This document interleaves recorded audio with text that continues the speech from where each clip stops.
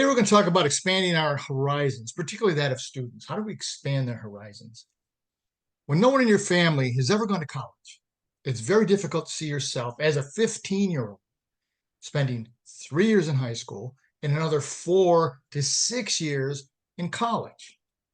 Now, I've talked to some of the students at that age, and one of the things they say to me is, "Oh my God, that's half my life. Then what? Then I have student loan.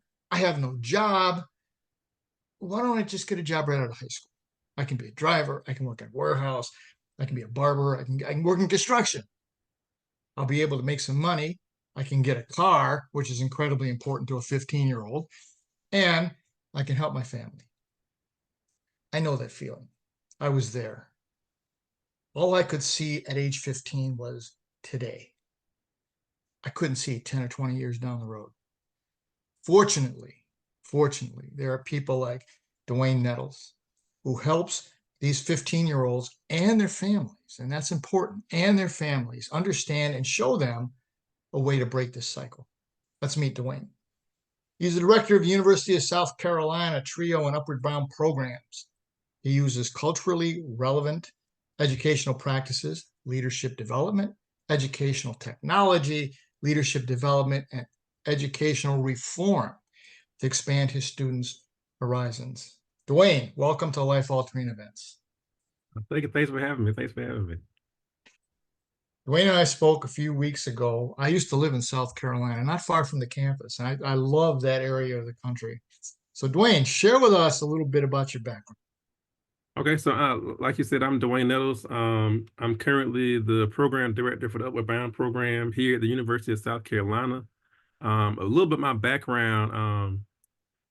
I guess the best way to say it, I'm an educator by trade and by heart, I would say. So I come from a family of educators. Mother and father both taught 30 plus years in the Darnton County School District, which is my hometown. Very small town, rural, um, limited resources. But for me, I understood very early on I had a very strong foundation, and a lot of those things came from even being in South Carolina came from my schooling. So I was fortunate to be able to go to a high school that was for math science, a magnet school for math, science, and technology. So we had some really unique resources and some things going on in Darnton County, where I was being schooled at the high school level specifically. Um, and again, kind of like you talked about earlier, not knowing at 14, 15, the significance or the importance of this. But the more I look back and reflect on my time in high school and some of the resources we had and some of the teachers and the foundations that were set for me at an early age, just sitting in those classrooms as a participant, um, I know it helped shape my life as not only a student, but also as a future educator. So taking those experiences from my parents, I always call education a family business. Mother and father taught, my sister taught, my brother taught. I had a slew of uncles and aunts that are all educators. So I knew early on that I wanted to go into education and be a teacher specifically. So from high school, went on to Benedict College in Columbia, South Carolina. That was my first time living in South Carolina, being a South Carolina resident, Columbia, South Carolina resident. So went to Benedict, was a part of a program called Call Me Mister, which is a program at the time was African American recruitment tool for to train and uplift young African American males to be teachers in South Carolina.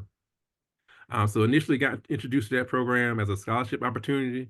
Um, and again, initially thinking about it from the 18-year-old's perspective, this is just a scholarship opportunity for me to help pay for college, right? Right, Um, right. but getting into it, found out quickly it was much more than a scholarship opportunity. It was again kind of those leadership development opportunities. It was presented in a cohort model, so there were other young men like me who came from similar backgrounds, Mhm. some similar backgrounds, some not so similar. But that was the first time we started talking about the strength of our story, where we come from, and what we bring to the table, and those leadership opportunities at that level started shaping and framing the way I kind of looked at education and what it looked like to be an African American male educator in South Carolina. From there, no, of course, went the traditional route. Went 4 years at Benedict. Did my training, got my certification in elementary education. From there, went on to teach third grade, fourth grade, no, third grade, fifth grade, sixth grade, in various Title I schools across the state of South Carolina. But while I was doing that, in undergrad, through that program I just spoke about, called me Mister, we did a summer internship component while we were undergrad, going to Clemson's campus and having these internship experiences in the summer, um, working with students from low-income backgrounds, with really just various different backgrounds. What I would say in both traditional and non-traditional spaces. Hmm. One particular site I worked at for many years, Grace Baptist Church. So we ran a summer camp out of this very small church in Anderson, South Carolina, but limited resources. A lot of the students were coming from underserviced backgrounds. It was actually attached to a program we used to work with called what was the program called?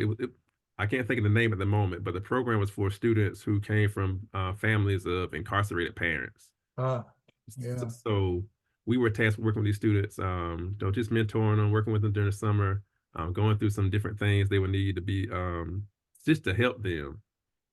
But the spaces we were doing it in weren't traditional classroom spaces. So we were challenged with how do I create a real life classroom environment in a space that's not necessarily conducive to doing that. Right. So I quickly got a passion for that, having that experience. Um, but fast forward, after having some of the experience in the summer as an undergrad, I was called back to be a faculty advisor for the summer internship program while I was still teaching. So in the summer times when I wasn't teaching, I would still go to Clemson and I work as an advisor to the program, kind of mentoring the undergrads who were going through the same process we did. Hmm. And I think it was at that point I kind of figured out, you know what, I'm teaching full time now. Um, it kind of sparked a passion for working with college students. Okay, I'm working with these guys. I'm mentoring them, talking about the ups and downs of what the classroom looks like, what it looked like in a traditional space, what it looked like in non-traditional spaces, and just providing some insight. And that kind of sparked my brain. Okay, maybe there's more to being an educator outside of me just being on the ground in my third grade classroom. Hmm. So that kind of sparked my interest in, okay, how can I get into a higher ed space, so to speak. From there, I enrolled in a master's program for higher education administration at Columbia College while I was still teaching. So did that program. It was an accelerated program, so I was able to go through it in a year. They didn't tell me it was 2 years worth of work in a year, but That you get to do in 1 year. right. But through that experience, I learned a lot about the higher ed experience, being a higher educational professional. But I think the most important part of that program for me were my classmates going through that program at the same time. So I was able to touch base with some of my classmates who were Trio alum, and I was able to touch base with some people who were working in Trio office at the time when I was going through the program. So just kind of telling my story, the things I'm interested in, what I want to do. A lot of them kind of really connected the dots for me. And they was like, Dwayne, I think you can really service Trio really well. And it's a kind of a marriage of the things you say you're passionate about. So that was really my first formal introduction to Trio, what the mission was, what their goals and objectives were. Shortly after graduation, one of my classmates told me about a position available at University of South Carolina in the Trio department with Upward Bound, being their advisor. I applied for the position. I got the position, and I started here as the Upward Bound advisor in 2015, maybe a couple weeks after graduation. So I did that for roughly about 6 years. And then I had the opportunity to apply for my former supervisor's job, and I became the director of the Upward Bound program here at the University of South Carolina. So Wow. I've been here since 2015. It's been great. I've been loving it. Again, it's a marriage of the things I love, but I would say being here, working in this space, not only in our office, but in the expanded Trio space through our state organization, South Carolina Trio, through our regional and national organizations, I've really been able to network and build and really just build a strong foundation of resources for our students. That's quite a journey. It's a very interesting story. You're not a Trio Upward Bound student, yet you Right, found that passion. right. Dwayne, for the people who don't know what it is, explain a little bit about Upward Bound. What is it? Okay, awesome. So Upward Bound, and you'll hear me talk a lot about you hear me say Upward Bound, you hear me say Trio. So Trio programs is the big umbrella. So Trio programs basically we service first generation low income students, and we tackle that various different ways. So I work for Upward Bound. So Upward Bound specifically, we're a Trio program. We service ninth through 12th graders. Our goal is college access. So it's our goal for our students to go to college, is to prepare them where they are. Two-thirds of our students have to be first generation and low income. We use income thresholds based on Department of Education to determine low income status. We base first generation status based on mother and father college completion. So that's we're about in a nutshell. That's what we do. We tackle those things in a variety of different ways. We focus on financial aid, financial literacy, college admissions.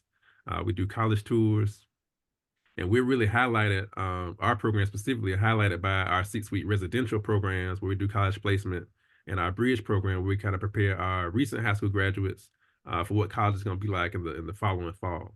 Um, Hmm. so we're very intentional about what we do. So we service students. We meet on Saturdays. We meet 2 to 3 Saturdays a month, to providing different resources. Again, the financial aid, financial literacy, college admissions, which happens all in their enrichment course.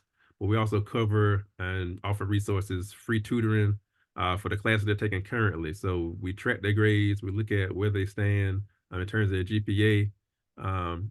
The reason, really, the easiest way to explain it for someone who's never heard of us, like we're personalized guidance counselors. So Hmm. we meet with these students, we meet them where they are. We get with their families, kind of talk about their needs, and really what their hope is and what they want to do. So here at the University of South Carolina, specifically in our Upward Bound program, we do an interview process. So we meet with the student, we meet with the parent, we kind of talk about what the students, what are your strengths, what are your weaknesses, what are your goals, where do you see yourself post high school? Um, is that college? What does that look like? And then from there, how do we make that happen for you guys? So we kind of figure out what their needs are, who they are, what their strengths, and really, from the on the first end, I just listen to, okay, what are you bringing me to the table? How can I help you facilitate this process? Give me some data, give me some knowledge about who you are, so I can figure out where I can help you out better. But really, the strength of our programs, and I'll say our program and other trio programs from what I hear is the strength of our relationships. Um, when I get to know these kids and their families and their upbringings and who they are to the core, I can kind of point the finger and look at some direction. Okay, like this might be a good fit for you. Let's talk about this option. And really, that's where I stand. We try to create options and opportunities for these students they may not necessarily know is available to them. So we kind of And talk that's about a big deal. options. We talk about those That that options, see what they that are. is such a big deal because I'm a first generation student also, and we had no idea, and there was no program like that way back then. And it's that calming because you grow up and say, I can't go to college, I can't afford it. Right, I'm gonna be, and then you look out ahead and you see the cycle of poverty continuing over and over and over. right. And the goal is to get them. And how do you do that, Dwayne? How do you get a 15-year-old to look 6 years out? That's almost half their life. Right, right. I think that's probably the most challenging part because even reflecting on my life, I don't know if I had the foresight to kind of think about some of these things in a concrete way at least. You start very broad and you kind of build upon that. So we kind of take. So for me specifically, I kind of take where they are, and we kind of talk about reshaping mindset. It's very hard to look past where you are currently, Yes, especially when you're 14, 15, because I'm thinking about next. I'm not even thinking about next period, much less, much exactly. less what the next couple of years look like. So we begin the conversation even in the interview process when I meet kids in schools and we're doing intake and we're just out talking to kids who are potential recruits. Um, I'm asking them things like, "Well, have you thought about college?" Yes, no. I'm asking them really hard questions from the gate. Um, what kind of school do you want to go to? I don't know. I haven't thought about it. Okay, okay. What do you like? What type of environment do you see yourself in? And just small questions to kind of the guide the guide the conversation, and then offer the option. Okay, I think I want to live in a big city. Okay, have you thought about this school? This school's in a big city. Do you want to go to do you want to go to a HBCU? What's that?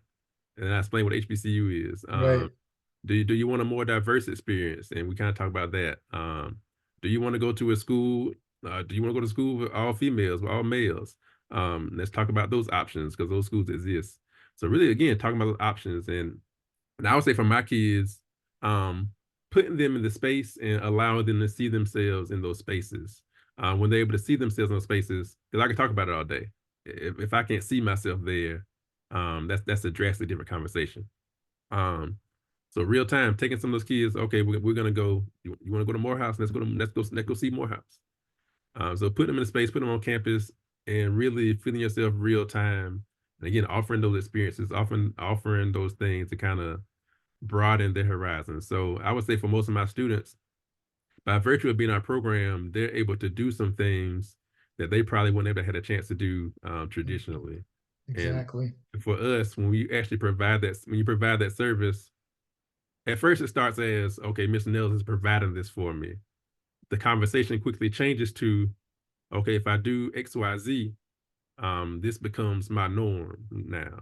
So I think that, again, it's just a matter of one sparking the conversation, sparking the idea, and I would say connecting the dots. It starts with a conversation, and then we slowly transition them to okay, let's experience this, and then it transition to okay, how do we make this happen for yourself, and how do we sustain this long term? I would say. So I think those are the Exactly. beginning parts. Exactly. Now, everything you've told us so far, Dwayne, is very hands-on. Yeah, yeah. What'd you do during COVID? What happened to the program? Yeah, COVID. Just to be transparent, COVID was I twofold. I say two things. COVID hindered us a lot. It took a lot away from us in the regard because I always say the strength of our program specifically is being hands-on, being in the student faces, going into the school, talking to them, and really meeting the kids where they are. Literally, like I'm coming to your school and about to check you out. I'm coming to your home to check you out. You're coming to campus to check us out. COVID took a lot of those things away. Just realistically, we weren't able to physically see the kids. We weren't able to go into the schools for a long time. When we first went home, nothing was happening. Like we were navigating this space. How do we really at work? Just thinking about on the front end, how do we even continue work and make work happen?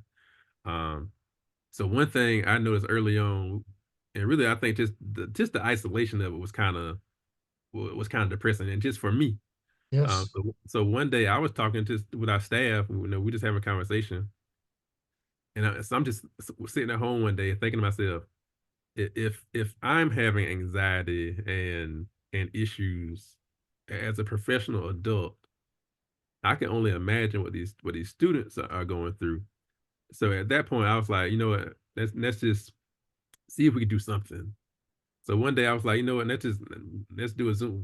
We're having Zoom calls. We're having all these meetings. That's just again, I think that was straight to our program too. I could easily contact the kids. I could easily talk to them. We're texting and emailing and things of that nature.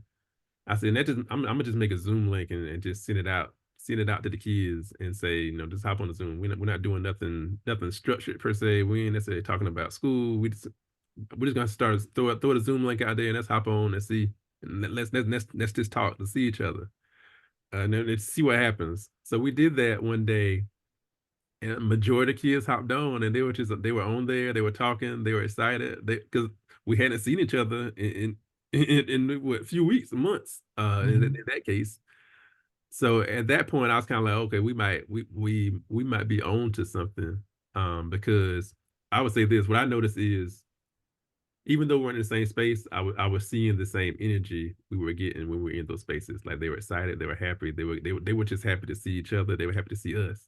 So we would start having these conversations. So from there, we was like, every Friday we'll just hop on, throw a Zoom link out there. Whoever want to hop on, we'll hop on and we'll talk. So that we were doing that for a while. So from there, we started seeing some leverage with that. So from there, we started, okay, we can't be in person. How do we transition all our services to virtual? So We started transitioning our services to virtual. We transitioned our classes over to virtual. We started picking back in on some of the things that schools were doing. We were using Microsoft Teams, Zoom, and started building our curriculum virtually. So we pretty much implemented our entire summer program virtually. So the kids would hop on for class on Microsoft Teams.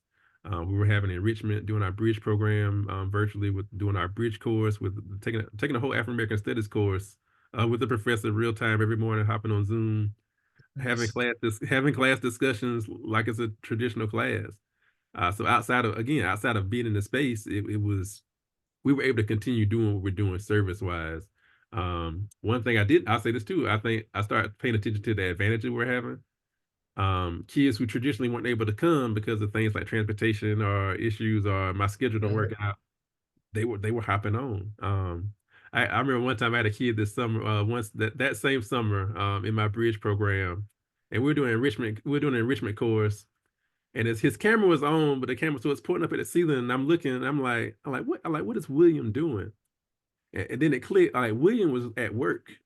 Oh, William was literally at work working on the Zoom call in class while working at the same time. Like, wow. So at that point, I was like, wow, Will is still working and still logging in, working full time and getting the class session in. And traditionally, Will probably just been at work. right. At that point, I was like, okay, we got some leverage here in that regard. Right. But still, taking away that in-person piece, it took away a lot of the essence of We're Bound. So I would say I became director. So we did 2 years fully virtual. When I became director, we were kind of coming, still in COVID, but we were kind of coming out of COVID where we're Right. completely isolated. We were looking at social distancing more, things of that nature. Um, so one of the things I said when I started in my action plan was I said, okay, my goal is to safely retransition us back to being in person. Hmm. So from there, we decided we moved hybrid. So we started saying, okay, half of our sessions will be virtual, half of our sessions will be in person. We'll social distance, we'll wear the mask, we'll do the protocols. But one of my big things was we need to get our sessions back in person, and we need to get back into the school physically to make Yes. services happen. So we slowly begin to transition that. So we did that for a year, the hybrid model. Going into year two as a director, we saw some traction, getting our numbers back up. Still doing hybrid, but one Saturday in particular, we were in person that day, talking with the kids. They came in, and the kids are very transparent, and I respect them in that regard. I like them to be that way because I'm that way. Um, so the kids come in one day, we're talking, and this is probably around January. So we went through the first semester. So they were like, Miss Nels, we tired of virtual. Like we want to be in person like full time. So in my head, I'm like what kid is asking to come here on Saturday, like almost every Saturday? That's So right. the first thing I said was, I don't mind doing that, but if we have these sessions in person, I need y'all to show up. So we transitioned all our services back fully virtual. All the rest of the remaining virtual sessions we canceled, changed to in-person events, community service, cultural events, and the kids came. So I held them to a standard, and they met it. So from there, I slowly began to see Outward Bound, start looking back how I remembered when I first got here, the energy in the room, the kids being excited to be there. Um, and just us being more effective because we have more real seat time with our students.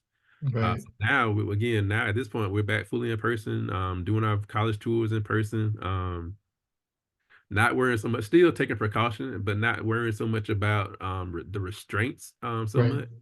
And I would say for the first time in a long time, we're noticing that we're bound, having that true spirit of we're bound, what we're bound tradition looks like. And so we've seen a lot of leverage in that regard since then. That's excellent. That's wild. Now, part of what the program is, if I understood you when we spoke, is you track them through college, Yeah, right? So now that's got to be a challenge because what a 16-year-old wants and what an 18-year-old right. when they're 19, 20, how do you do that? How do you Yeah, keep them on track? yeah, it's drastically different. So Upward Bound. So even though we service 9th through 12th graders, when we do our annual performance report, we do 6-year reports on our graduating cohorts. Um, So even though those aren't our quote unquote students anymore, we're still responsible for the tracking those students and their progress and how they're doing. So again, I can't necessarily spend money on those kids per se because they're not participants, but I have to track them. So for me, twofold. Again, that the strength of the relationships that they hold over. So I don't necessarily I ain't cutting the kids off when they graduate. We've already built this relationship. We built this bond. Let's continue this bond post high school. So so let's meet after okay, you're in college. Uh, I check in frequently. How you doing? How's the first semester? Or if they just happen to if they happen to contact me like, hey, Miss Nels, like we miss y'all. What's going on? We talking. I got an exam coming up. Hey, how was your exam? And I think the biggest thing is just building the relation. Now that we have those relationships, we have those foundations. And I think that's the strength that we're bound to. I've had most of the kids since they were 14. So I've had you since 14, you're 18 now. So I remember you from being a child, and you guys are adults now. So we have this long track record of a relationship. So they're more open with me in terms of what their needs are, where they are, what they need help with, struggle. So it's not so much they're talking to their advisor; they're talking to a trusted mentor at this point, Okay. really close to like a family member. A lot of kids call me uncle. They're like Uncle Nettles. Like, Uncle Nettles. how are you doing? So in that regard, again, keeping those ties, continue the conversation, talking about, okay, how you doing? Um, when they have breaks, and let's have a drop in. Okay, stop at the office. Again, let me see you. How you doing? Come by. And that's even if it's something as simple as I ain't seen you in a while, and then let's talk, get an update on what's going on with you. So that's one way. We definitely use National Clearinghouse to kind of track where they are in school, if they're enrolled, how they're doing, how they're progressing. But basically, the feds want to see 6 years after leaving us. They want to see that those students have either associates or a bachelor's degree. That's what they want to see. So through Clearinghouse, and again, those relationships, I kind of see where they are, how they're doing. Um, Following up, are you in the school you say you were going to? And obviously, I look for red flags too. So if I see something looks suspect, so if we had a conversation in May, and you said you were going to Winthrop, and in August, I'm checking in Clearinghouse. I don't see you at Winthrop. We have relationships. I could easily call you. Hey, like, what happened to Winthrop? And then again, we start the conversation again. Okay, Miss Nels, this happened, so I got sidetracked. Blah blah blah blah blah. And then we restart the conversation again. That's redirect. Let's talk. Okay, what service can I offer you now? What help do you need? Let me look at your FAFSA. Let me look at your bill. Like, what's the issue? And that's kind of get you back on track. So we do those things. One unique thing I do that's been advantageous for me, again, because I know I can't necessarily put funds into these students per se. But one thing I started doing, I had to staff my program. So one thing I try to do is I give precedence to former alumni, Former students, yes. former students. So when we run our summer programs, I reach out to a lot of my kids who are college students who are working toward their degree. I say, hey, are you working this summer? And a lot of times, like, well, no, I'm not necessarily doing that, Miss Nettles. Like, but I don't mind working like we're bound. So a lot of my former students would come back and staff my program, and it helps us twofold. They're able to mentor again, pour some of the things I was pouring into them, back into our current students. Number one, but they're even to me, they're even better mentors than me because you're alumni of the program, you're alumni of this program specifically, you sat in those very same seats they were very recently. Uh, Hmm. you have a little more lived experience, a little more perspective that even I can offer.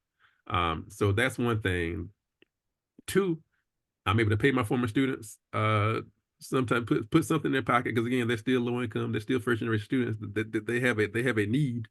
So we're able to provide that. Two, it offers a way for me to track those students. You're here with me for the next 6 weeks. Okay, Hmm. how was last year? Let me see your schedule for next year.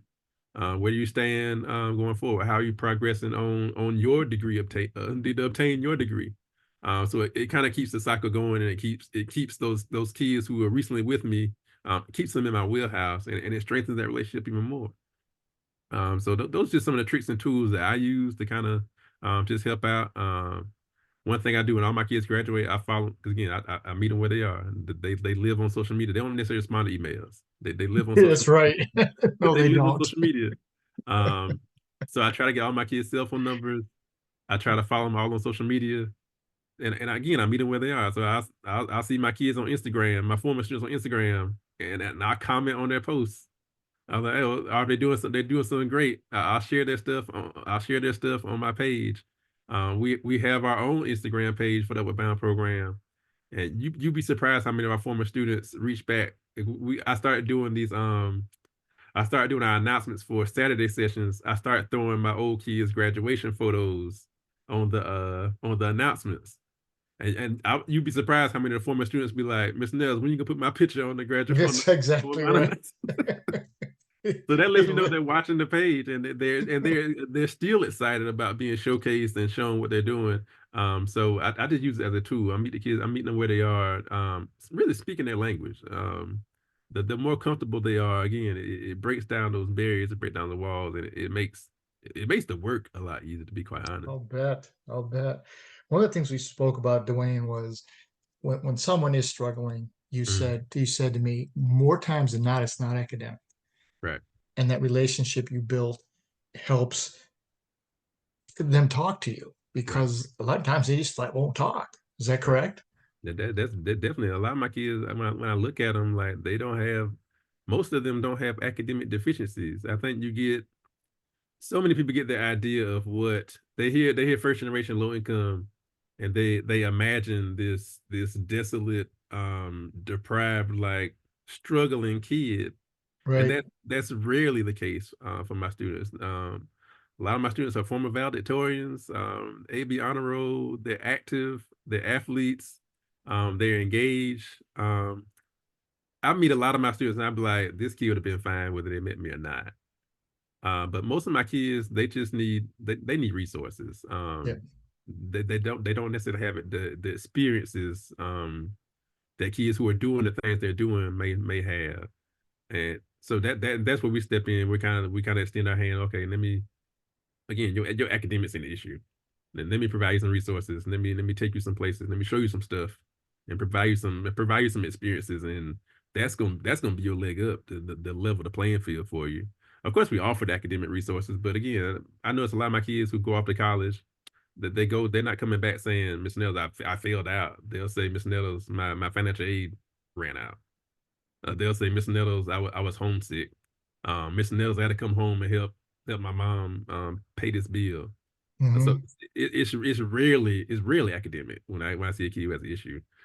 So again, I just kind of, even me, I had to just reframe the way, to take the bias away. And look at the kid, talk about the issue, and be specific.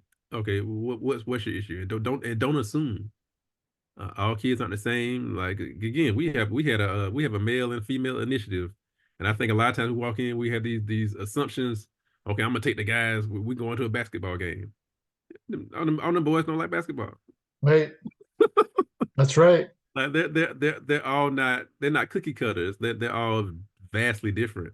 So really just getting to know the kid, all those kids individually. I pride myself on knowing who they are, knowing who their parents are, what makes them tick. Not an idea of what a kid, oh, high school kids like this. Like what is Terrence like? And doing that for every kid in our program. And I think the strength of Bound too, we have a relatively small service number, so I'm able to extend myself to all my students. Hmm.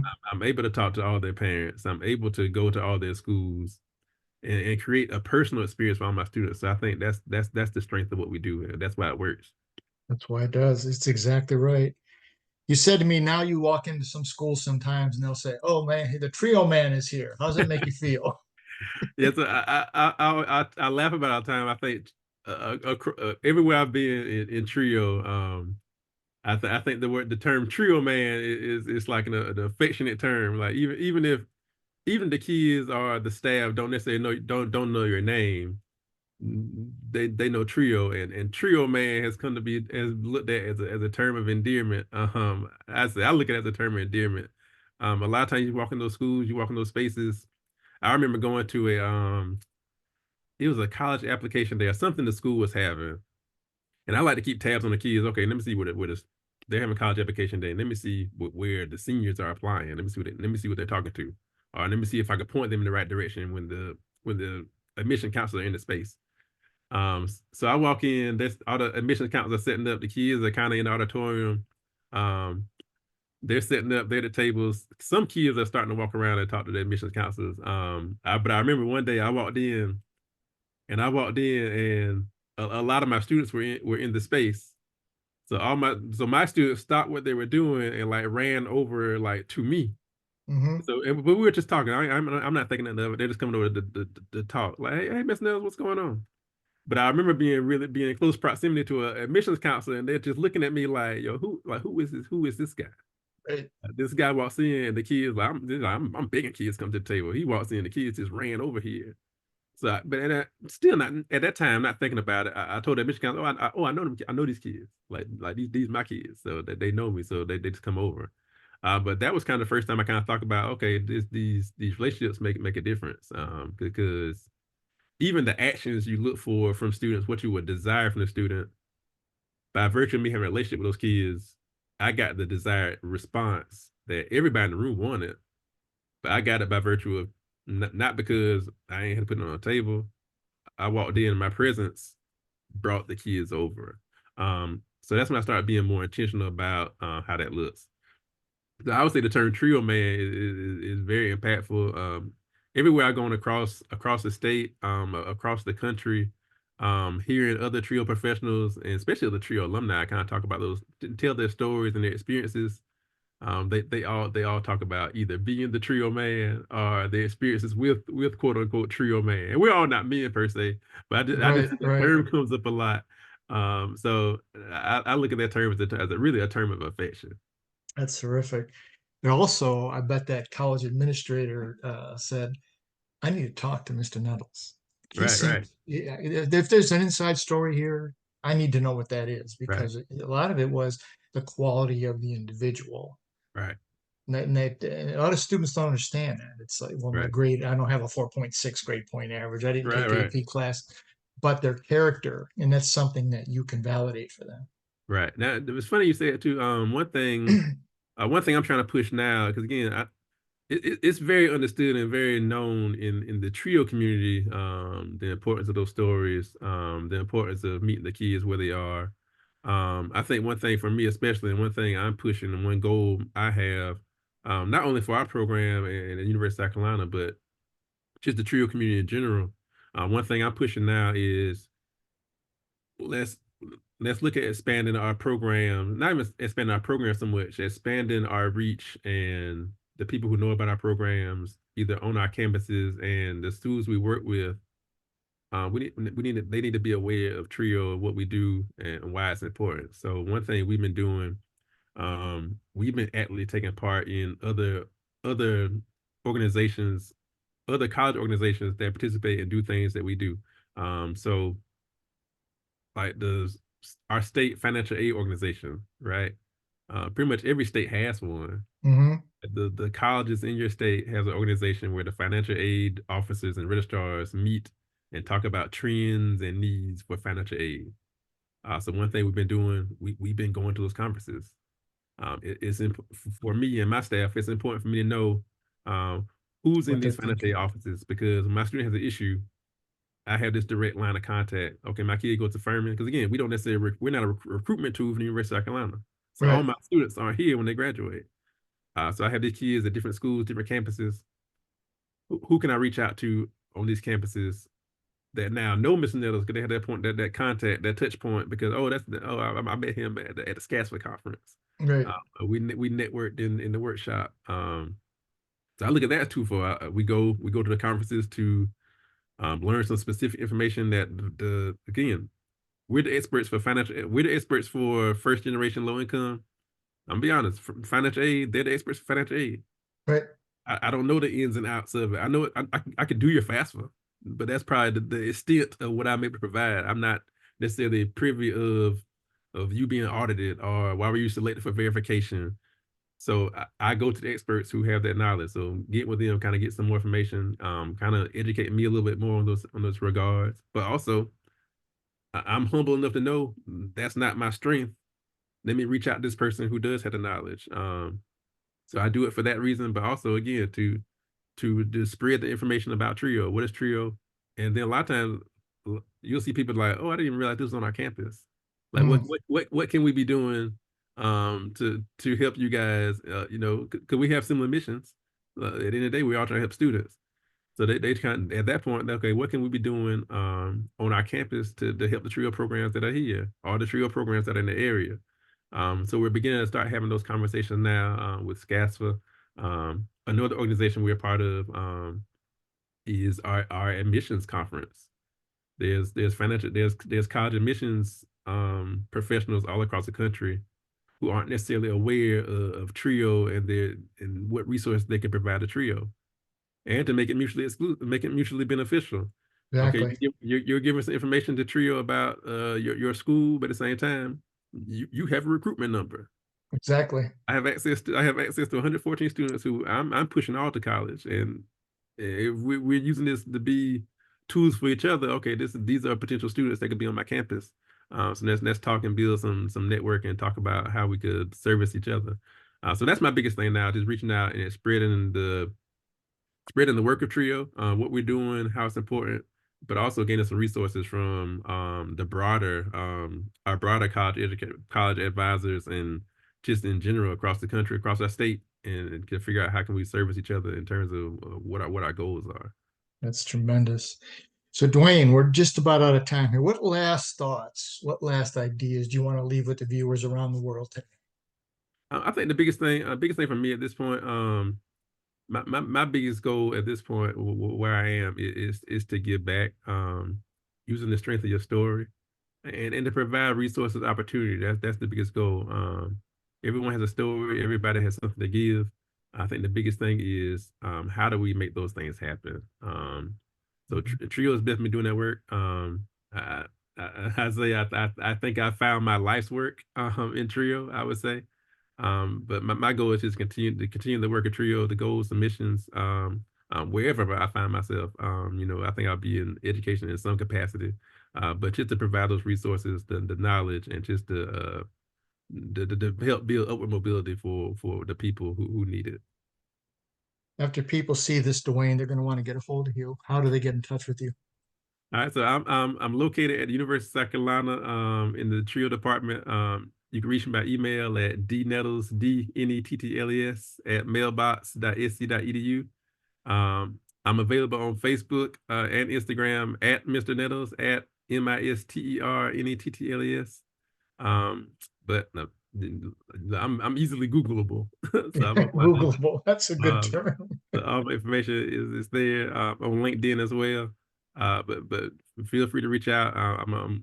Anybody who feels moved, touched, or just want to network and have conversation about how we can do uh, the work. We're definitely available. Excited to do that. And to all of you who do reach out to Dwayne, he gets back to you quickly, very quickly. As I said, we're just about out of time. I want to thank Dwayne Nettles this for his passion, as you can clearly see and feel his passion to expand horizons for students. But it's more than that. It's students, it's families, it's his school, it's the other schools. His colleges are also benefiting from the work that he's doing with these young people. Now you can see this on my podcast, which is called Life Altering Events, on my YouTube channel, which is known as Frank Zakari. It'll also be on Parade Deck. I will send links to Dwayne, and he'll post it wherever he chooses to post things in his world. If you use my YouTube channel, please subscribe. Let me leave you with this, as I do every week. None of us are in this alone. And the secret to walking on water is to know where the rocks are. And today, Dwayne Nettles showed us where many of those rocks are. Join me again next week. We look at another life altering event. Dwayne, thank you again. It's a pleasure. Thank you, brother.